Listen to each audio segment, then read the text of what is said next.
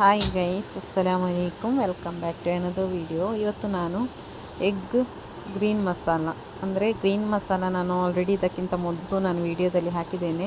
ಆ ಮಸಾಲೆ ಯೂಸ್ ಮಾಡಿಕೊಂಡು ಎಗ್ ಕರಿ ಹೇಗೆ ಮಾಡೋದು ಅಂತ ಹೇಳ್ತೇನೆ. ಅದಕ್ಕೋಸ್ಕರ ಒಂದು 8 ಎಗ್ ಬಾಯ್ಲ್ ಮಾಡಲಿಕ್ಕೆ ಇಟ್ಟಿದ್ದೇನೆ.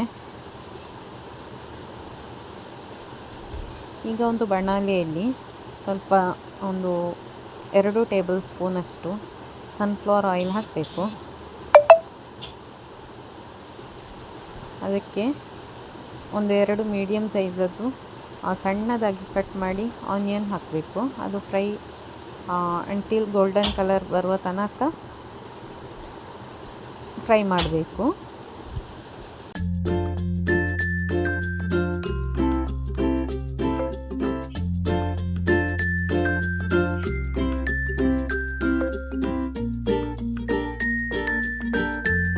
ರುಚಿಗೆ ತಕ್ಕಷ್ಟು ಉಪ್ಪು ಹಾಕಿದ್ದೇನೆ. ಈಗ ನಾನು ನೋಡಿ, ಇದು ಮೊದಲು ನಾನು ಹಾಕಿದ ವಿಡಿಯೋ. ಇದು ಮಸಾಲೆ ನಾನು ಫ್ರೀಝರಲ್ಲಿ ಇಟ್ಟಿದ್ದೆ. ಸೊ ಇದನ್ನು 1 ಗಂಟೆ ಮೊದಲು ಹೊರಗಡೆ ಇಡಬೇಕು.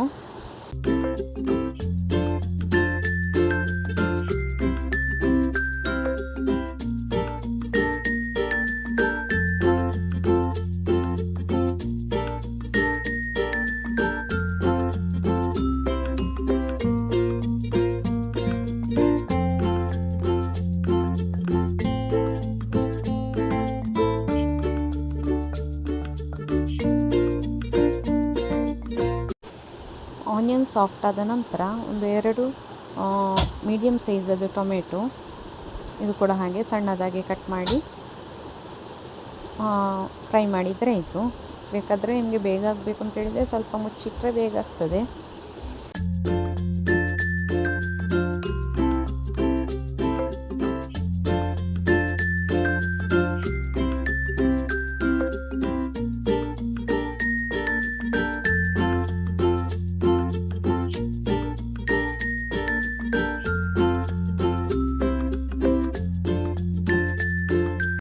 ಟೊಮೆಟೊ ಕೂಡ ಸಾಫ್ಟ್ ಆಗಿದೆ. ಈಗ 1 ಟೇಬಲ್ ಸ್ಪೂನಷ್ಟು ಜಿಂಜರ್ ಗಾರ್ಲಿಕ್ ಪೇಸ್ಟ್, 1 ಟೇಬಲ್ ಸ್ಪೂನಷ್ಟು ಎಗ್ ಮಸಾಲ ಮತ್ತು ಒಂದು ಅರ್ಧ ಟೀ ಸ್ಪೂನಷ್ಟು ಟರ್ಮರಿಕ್ ಪೌಡರ್ ಹಾಕಿದ್ದೇನೆ.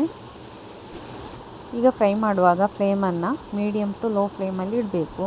ಪೌಡರ್ಸದ್ದು ಹಸಿ ಸ್ಮೆಲ್ ಹೋಗೋ ತನಕ ಫ್ರೈ ಮಾಡಬೇಕು ಲೋ ಫ್ಲೇಮಲ್ಲಿಟ್ಟು.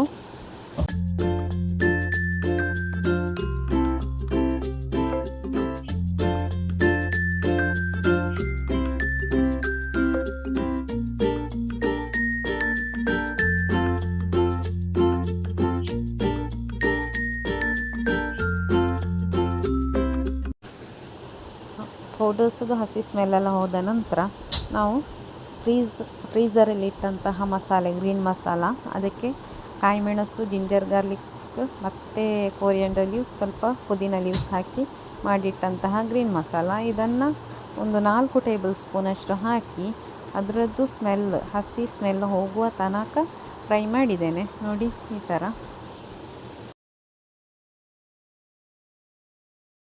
ಈಗ ಬಾಯ್ಲ್ ಮಾಡಿಟ್ಟಂತಹ ಎಗ್ಗನ್ನು ಈ ರೀತಿ ನೋಡಿ, ಮಸಾಲೆಲ್ಲ ಒಳಗಡೆ ಇಳಿಲಿಕ್ಕೆ ಈ ರೀತಿ ಕಟ್ ಮಾಡಿ ಹಾಕಿದ್ದೇನೆ. ಒಂದು 2-3 ನಾನು ಕಂಪ್ಲೀಟಾಗಿ ಕಟ್ ಮಾಡಿದ್ದೇನೆ. ಮತ್ತು 1 ಎಗ್ಗನ್ನು, ಹಸಿ ಎಗ್ಗನ್ನು ಹಾಗೆ ಹಾಕಿ ಮಿಕ್ಸ್ ಮಾಡಿದ್ದೇನೆ ಟೇಸ್ಟಿಗೋಸ್ಕರ.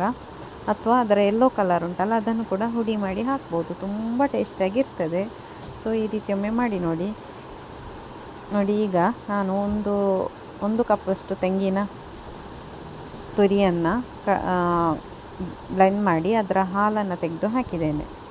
ಮತ್ತು ಇದು ತುಂಬ ಹೊತ್ತು ಇನ್ನು ಬಾಯ್ಲ್ ಆಗೋದು ಬೇಡ, ಆಫ್ ಮಾಡಿ. ಇದುವರೆಗೆ ನನ್ನ ಚಾನೆಲ್ ಸಬ್ಸ್ಕ್ರೈಬ್ ಮಾಡದೇ ಇದ್ದವರಿದ್ದರೆ ದಯವಿಟ್ಟು ಸಬ್ಸ್ಕ್ರೈಬ್ ಮಾಡಿ ಮತ್ತು ಲೈಕ್ ಮಾಡಲಿಕ್ಕೆ ಮರಿಬೇಡಿ.